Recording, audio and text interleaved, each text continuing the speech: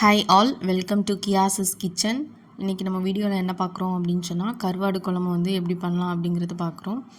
Usually நம்ம வந்து கருவாடு குழம்பு வைப்போம் இல்லையா, அது இல்லாமல் இது வந்து சுக்கு கொஞ்சம் மசாலா மாதிரி அரைச்சி போட்டு வைக்கக்கூடிய ஒரு குழம்பு. ஸோ இது வந்து மருந்து குழம்பு அப்படிங்கிற மாதிரி சொல்லுவாங்க. ஸோ இது ரொம்பவே நல்லாயிருக்கும். இதுக்கு வந்து ஃபஸ்ட்டு வந்து நம்ம மிக்ஸி ஜாரில் கடுகு, ஓமம், அப்புறம் வந்து சீரகம், அதுக்கப்புறம் மிளகு, அதுக்கப்புறம் வந்து முக்கியமான இன்க்ரீடியன்ட் தான் சுக்கு. ஸோ இந்த சுக்கை வந்து நீங்கள் டைரெக்டாக வந்து ஆட் பண்ணிடக்கூடாது மிக்ஸி ஜாரில். ஸோ இதை வந்து கொஞ்சம் இடிச்சிட்டு அதுக்கப்புறமா அந்த பவுடரான சுக்கு இருக்குல்ல, அதை வந்து நீங்கள் ஆட் பண்ணிக்கோங்க.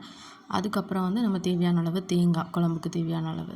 ஸோ இதெல்லாம் போட்டு மஞ்சத்தூள் போட்டு நல்லா வந்து மைய அரைச்சிக்கோங்க. நான் மஞ்சத்தூள் கவர் பண்ணல.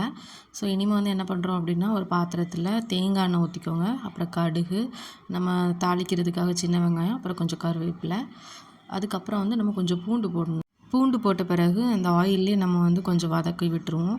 வதக்கி விட்ட பிறகு நம்மக்கிட்ட முருங்கைக்காய் இருந்துச்சுன்னா முருங்கைக்காய் போட்டுக்கலாம். முருங்கைக்காய் போட்டால் அந்த குழம்பு நல்லாயிருக்கும் ஆக்சுவலி. ஸோ முருங்கைக்காய் போட்டு நம்ம வதக்கி விட்டுடலாம். நம்ம அரைச்சி வச்சுருந்த மசாலா இருக்குல்ல, அதையும் உள்ளே போட்டு நல்லா வந்து வதக்கி விட்டுருங்க. ஸோ அதுக்கு தேவையான அளவு வந்து தண்ணி வந்து ஆட் பண்ணிக்கணும். ஸோ அந்த மிக்ஸி ஜாரில் உள்ள தண்ணியை நம்ம வந்து அலசி வந்து இதில் வந்து யூஸ் பண்ணிக்கலாம். அதுக்கப்புறம் அந்த குழம்பு வந்து நல்லா கொதிக்கிறதுக்காக அப்படியே விட்டுருங்க. ஸோ பாருங்கள் வந்து குழம்பு எந்த மாதிரி இருக்குதுன்னு சொல்லிட்டு. மஞ்சத்தூள் வந்து கண்டிப்பாக ஆட் பண்ணிக்கோங்க. அப்போ தான் கலர்ஃபுல்லாக இருக்கும் கொஞ்சம். அப்புறம் குழம்பு கொதிக்கும்போது நம்ம தேவையான அளவு உப்பு ஆட் பண்ணிக்கணும். ரொம்ப கம்மியாக ஆட் பண்ணாலே போதும். நான் கொஞ்சம் கூட அதிகமாக போட்டேன்.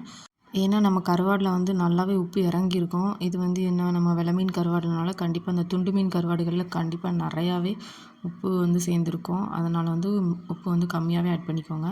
குழம்பு நல்லா கொதிக்கும்போது இந்த மாதிரி கருவாடு எடுத்து போட்டுக்கோங்க. கருவாடு போட்ட பிறகு ஒரு 10 to 15 மினிட்ஸ் நீங்கள் வச்சா கூட போதும்.